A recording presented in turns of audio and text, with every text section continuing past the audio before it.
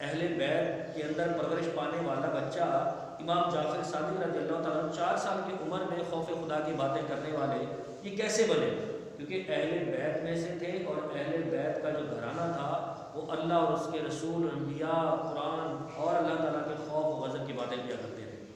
اور یہی وجہ ہے کہ لوگ بچپن کے اندر بچپن میں ہی اس طرح کی باتیں کہنے کا وہ جو ملکہ پیدا ہوتا ہے وہ گھر سے ہی ہوتا ہے۔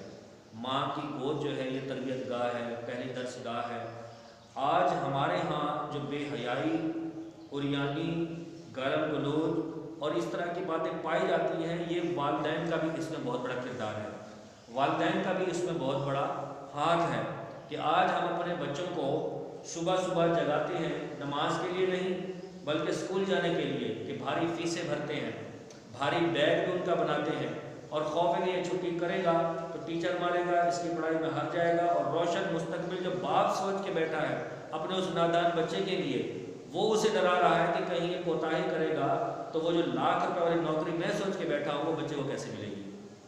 یہ بچپن میں سوچ رکھ لی جاتی ہے، اور بچے کے وزن سے زیادہ اس کا بیگ بھاری اس کو پکڑا دیا جاتا ہے، اور اس کو جو ہے نا وہ اسکول کی طرف بھیج دیا جاتا ہے۔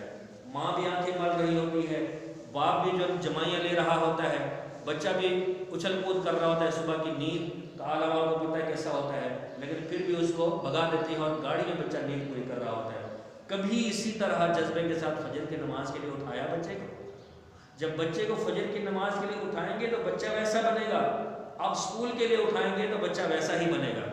تو جو سوچ والدین دے رہے ہیں بچہ ویسا پیدا ہو رہا ہے، اور بچہ بھی ویسا بن رہا ہے۔ ماں باپ کے